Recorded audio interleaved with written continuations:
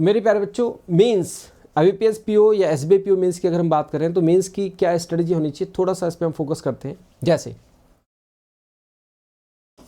Basically तो reasoning में मैं आपको बताऊंगा ही कि क्या है, लेकिन साथ साथ हम एडिशनल और सब्जेक्ट में भी आपको यहाँ पे थोड़ी सी हेल्प लगेगी। तो आप अपनी स्ट्रेटजी बनाना, लेकिन ये स्ट्रेटजी आपको किस तरह से हेल्प कर सकती है उस पर भी हम थोड़ा ध्यान देते हैं। ये स्ट्रेटजी कैसे आपको हेल्प कर सकती है उस पर भी हम थोड़ा सा यहाँ पे ध्यान देंगे। जैसे रीजनिंग में अगर हम बात करें तो रीजनिंग हो या मैथमेटिक्स हो या इंग्लिश हो या GE हो, आपको अभी से ही समय निकालकर आपको डेली बेसिस पे, नहीं तो ऑल्टरनेट डेज पे, और मेरे हिसाब से लगता है कि डेली बेसिस पे आप अभी से आपको मॉक देना स्टार्ट कर देना चाहिए।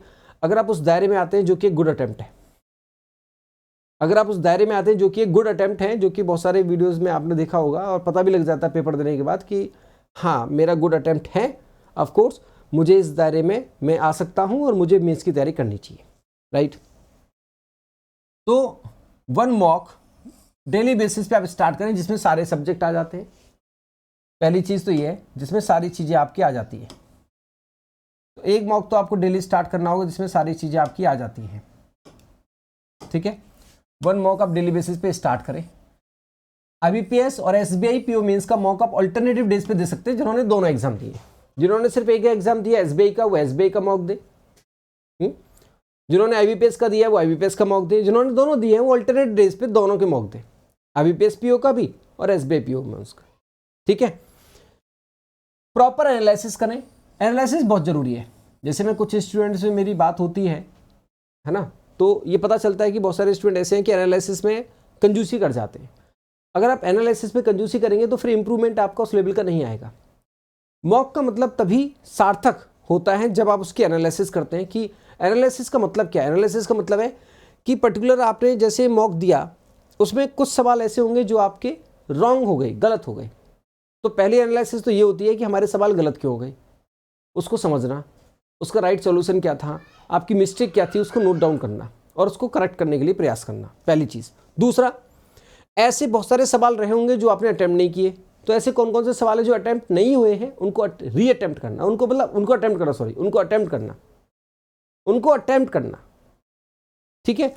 ये 2 पार्ट सबसे जरूरी है एनालिसिस के, जो कि आपको करना ही चाहिए। जितने समय में मॉक होता है उसके रिस्पेक्ट में प्रॉपर एनालिसिस आप तभी करें। ऐसा नहीं सुबह मॉक दिया शाम को एनालिसिस कर रहे हैं, नहीं। आपने मॉक दिया सुबह तो सुबह ही एनालिसिस करो, शाम को मॉक दिया शाम को एनालिसिस, तुरंत एनालिसिस होनी चाहिए, तभी आपको समझ में आएगा कि यह मेरी मिस्टेक थी, इसको मैं दूर कर सकता हूँ। एक बात समझ में आ गई। दूसरी बात, पजल्स पे आपको फोकस करना पड़ेगा। पजल और सेटिंग पे आपको फोकस करना ही पड़ेगा, क्योंकि आपको पता है जैसे आप PO का एग्जाम दे रहे तो कहीं ना कहीं आपकी 5 पजल आ रही थी ना, 5 पजल पहली शिफ्ट में 5 पजल आई, तो पजल का पोर्शन सबसे ज़्यादा था ना, पजल का पोर्शन सबसे ज़्यादा। मेंस में भी पजल का और सेटिंग का पोर्शन सबसे ज़्यादा होगा, मोर देन 50% होगा, बिल्कुल होगा, इतिहास ये कहता है। तो आपको 3 से 5, कम से कम 3 से 5 पजल दिन में करनी ही होंगी, चाहे समय उसमें कितना भी लगे। या फिर ऐसा कर सकते हैं 2 चीज़ें, या फिर ऐसा करिए कि 2 घंटे में पजल्स को दूंगा, चाहे उसमें 2 पजल हो या 3 हो या 4 हो। या फिर ऐसा करिए मैं 5 पजल करूंगा, चाहे समय 2 घंटे लगे या 3 घंटे, वो आपकी चॉइस है, वो आपके ऊपर छोड़ दिया, वो आपकी चॉइस है, वो आपके ऊपर छोड़ दिया। दोनों में से कौन सी चीज़ आप ऑप्ट कर सकते हैं, ये काम आपको करना है।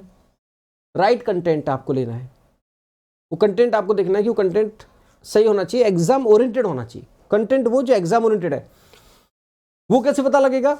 उसका पता लगाने के लिए काम आप कर सकते हैं। एक काम क्या कर सकते हैं आप, सुनो मेरी बात ध्यान से। आप एक काम कर सकते हैं, सबसे पहले आप एक काम ये कर सकते हैं कि किसी भी आगे बढ़ने से पहले लास्ट 3 इयर्स के मॉक, लास्ट 3 इयर्स के जो प्रीवियस पेपर हैं मेंस के, वो कलेक्ट करो आप। SBI के और IBPS के, SBI और IBPS के वो कलेक्ट करो पहले। उससे फायदा क्या होगा? उससे फायदा होगा तो उसको कलेक्ट करके आप उनको अटेम्प्ट करो, उससे आपको एक थोड़ा सा माइंडसेट क्लियर हो जाएगा कि एक्चुअली मेंस का लेवल क्या है, SBI में किस लेवल तक जाता है और IBPS में किस लेवल तक जाता है। एक माइंडसेट आपका क्लियर हो जाएगा, क्लैरिटी आएगी। और उस क्लैरिटी का फायदा क्या है? उस क्लैरिटी का ये फायदा है कि जब आपका ये समझ में आ गया कि ये लेवल इस तरह का पूछा जाता है एग्जाम में, तो जब आप कोई भी मॉक लगाओगे किसी भी कंटेंट, किसी भी सोर्स से जब आप कोई प्रैक्टिस करोगे या किसी भी सोर्स से आप पढ़ाई करोगे, किसी भी टीचर से आप पढ़ोगे, तो आप रिलेट कर पाओगे, समझ पाओगे, अब रिलेट कर पाओगे, समझ पाओगे कि जो ये पढ़ा रहे हैं या जो मैं प्रैक्टिस कर रहा हूँ क्या ये एग्जाम ओरिएंटेड है या नहीं है, ये समझ आपकी बन पाएगी, इंडिपेंडेंसी आएगी आपके अंदर। आप बात समझ रहे हो, नहीं समझ रहे हो मैं क्या कह रहा हूँ? आप ये बेहतर रूप में समझ पाओगे कि जो जिससे मैं पढ़ रहा हूँ और जिस सोर्स से मैं प्रैक्टिस कर रहा हूँ क्या ये एग्जाम ओरिएंटेड है। और ये समझ कब आएगी? जब आप लास्ट ईयर के प्रीवियस ईयर पहले एक बार अटेम्प्ट कर लो और फिर उसके बाद प्रैक्टिस करोगे या मॉक लगाओगे या किसी भी क्लास में पढ़ोगे तो आप रिलेट कर पाओगे। समझ में आ गई बात? ओके। अब रीजनिंग में जो ऐसे पोर्शन है जो आपने प्रीलिम्स में ध्यान नहीं दिया है, बहुत दिन से आपने पढ़े नहीं है क्योंकि आप प्रीलिम्स में बिजी है, आरआरबी एंड ऑल सब में। लॉजिकल क्रिटिकल रीजनिंग आपको पढ़ना बेहद अनिवार्य है क्योंकि ये जो पोर्शन है रीजनिंग में 10 से 15 नंबर तक रीच करेगा, तो इसकी डेप्थ स्टडी आपको करनी चाहिए। जैसे कि मैंने कोर्स अभी उस पर अनअकैडमी प्लस पे मेरा कोर्स खत्म हुआ था लॉजिकल का, और दोबारा से मैं स्टार्ट कर रहा हूँ, इसी मंथ के लास्ट में मैं स्टार्ट कर दूंगा लॉजिकल रीजनिंग का कोर्स। तो ये डेप्थ स्टडी आपकी होनी चाहिए। इसमें कहीं ना कहीं 5 से 7 नंबर आप इजीली गेन कर सकते हैं अगर आपके कंसेप्ट क्लियर है, तो इसको कंसेप्ट क्लियर करो। इनपुट आउटपुट जो कि आपने प्रीलिम्स में ध्यान नहीं दिया होगा, और ये 5 नंबर का जनरली आता ही आता है आईबीपीएस, पीओ में, एसबीआई में। मेंस में एक ही नंबर मैटर करता है, और आपको पता है मेंस में रीजनिंग में अगर 15 से 20 नंबर भी आप ले आते हैं, 15 से 20 क्वेश्चन आप सही अटेम्प्ट कर लेते हैं, गेम ओवर हो जाता है, खेल खत्म हो जाता है। ठीक है, तो इनपुट आउटपुट है।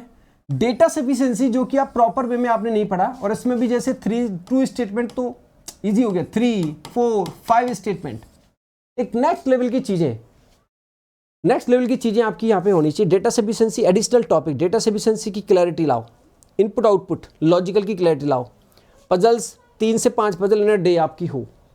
इस तरह की रिदम आपको रीजनिंग को टाइम देना पड़ेगा। ये शेड्यूलिंग आपकी है, टाइम आप सुबह दो शाम दो, वो आपका पार्ट है। मैथ्स में वैसे तो मैथ्स एक्सपर्ट से आप ज़्यादा गाइडेंस ले पाएंगे, और आपने देखा होगा मैथ में कितना किस तरह का हाल रहा है। तो मैथ में जब तक आप खुद से टाइम नहीं दोगे चीज़ें बेहतर नहीं हो पाएंगी। खुद से भी आपको टाइम देना पड़ेगा, खुद से भी आपको प्रैक्टिस करनी पड़ेगी। ठीक है, तो मैथ में सारे टाइप की जो डीआई हैं, चाहे वो रडार है, चाहे वो स्टार है, चाहे वो पाई चार्ट है, चाहे वो कैसलेट है, चाहे वो मिक्स्ड है, मिसिंग डीआई, सारी तरह की डीआई को आपको कलेक्ट करना होगा, और वो 3 से 5 डीआई पर्टिकुलर डे में लगानी होंगी। और डेटा सफिशिएंसी के क्वेश्चंस भी यहाँ भी लगाने पड़ेंगे, रीजनिंग में भी लगाओगे, यहाँ भी लगाओगे। ये जो जरूरी चीज़ है वो मैं बता रहा हूँ मैथ्स में, रीजनिंग में सारी चीज़ बता दी, यहाँ पे जरूरी चीज़ जो बता रहा हूँ वो है। इंग्लिश में आपको, वैसे तो इंग्लिश आप पढ़ ही रहे हैं जहाँ से पढ़ते जैसे पढ़ते, लेकिन आपने एक बात समझी होगी, इंग्लिश में रूल्स काम नहीं आते जब आप पेपर में होते हैं।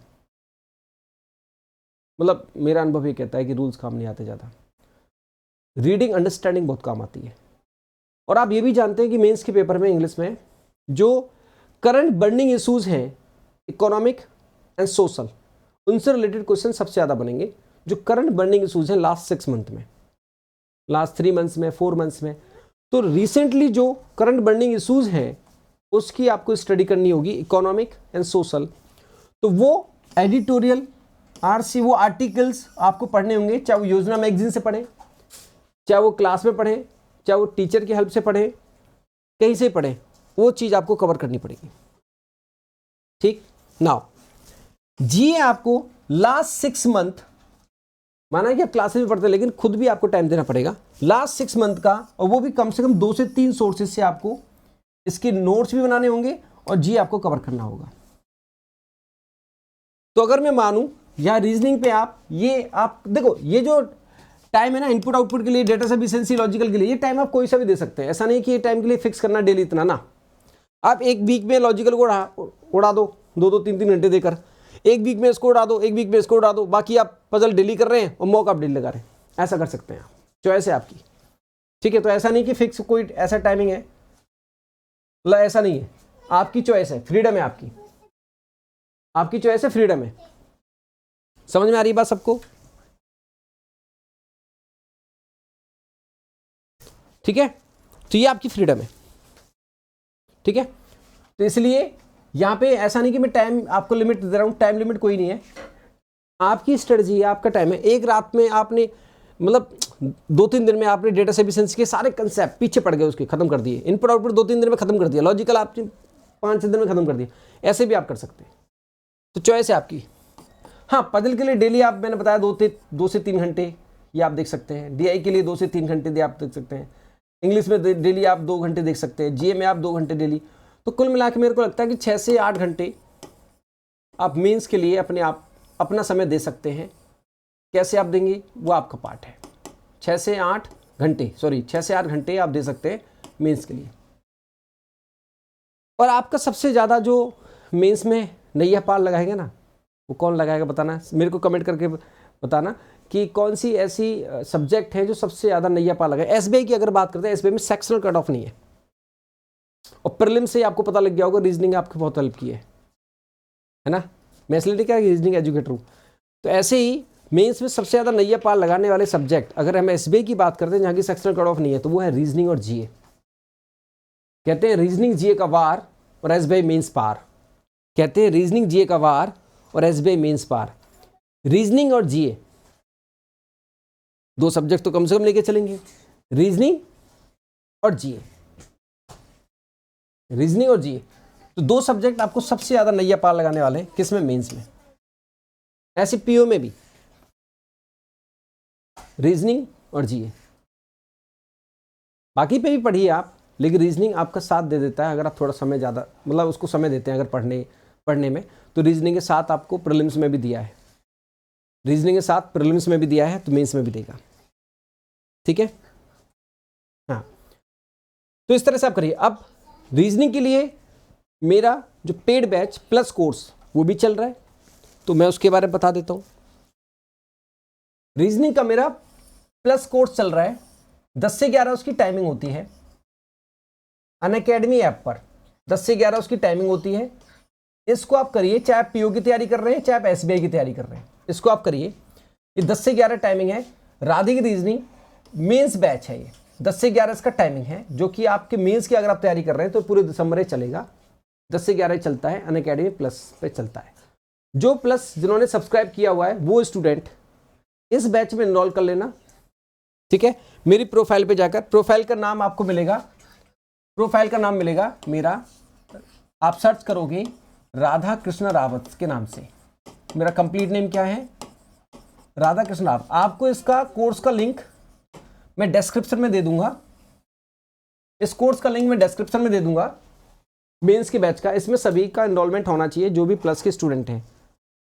अब बात सेकंड, जो प्लस के स्टूडेंट नहीं हैं तो वो प्लस सब्सक्राइब कर सकते हैं, वो प्लस सब्सक्राइब कर सकते हैं। उसमें मेरे साथ साथ फिर क्या होगा, आप सब्सक्रिप्शन लिया आपने बैच पे जाके, मेरे बैच पे आके, तो मेरे साथ साथ आपको मैथ्स में आप मैथ्स की क्लास मिलेंगी, आपको इंग्लिश की मिलेंगी, GA की मिलेंगी, सारा कंप्लीट आपका पैकेज तैयार होता है। तो उसमें आप जैसे सपोज करो आपने 12 मंथ का सब्सक्रिप्शन प्लान किया फॉर एग्जांपल, तो 12 मंथ का 1 ईयर का मतलब 6500 का है, जिसमें सिर्फ रीजनिंग नहीं है, 1 साल तक जितने भी कोर्सेज मेरे होंगे, जितने भी मैथ्स के होंगे, जितने भी सारे कोर्सेज आपको मिलते हैं। पहली चीज़, सारा प्रैक्टिस सेट मिलता है, तो ज़्यादा कॉस्टली नहीं है, बहुत ज़्यादा कॉस्ट नहीं है। अगर अफोर्ड कर सकते हैं तो, नहीं कर सकते हैं तो वो यूट्यूब वगैरह क्लासेस चलेंगी, उसमें कोई दिक्कत नहीं। जो अफोर्ड कर सकते हैं थोड़ा बहुत भी, और जिनको लगता है कि उनका प्रीलिम्स निकलेगा तो उनको मेंस के लिए जाना चाहिए, इसकी EMI के थ्रू भी कर सकते हैं, 542 EMI के थ्रू भी कर सकते हैं, जो कि बहुत ज़्यादा कॉस्ट नहीं है। इसमें भी और एडिशनल 10% का ऑफ मिल सकता है। हर टीचर का एक रेफरल कोड होता है, मेरा भी रेफरल कोड है, किसी का भी रेफरल कोड लगाने पे बेनिफिट समान होता है। तो मेरा जो रेफरल कोड है वो क्या है, RKR, राधे की रीजनिंग, राधा कृष्ण रावत, RKR।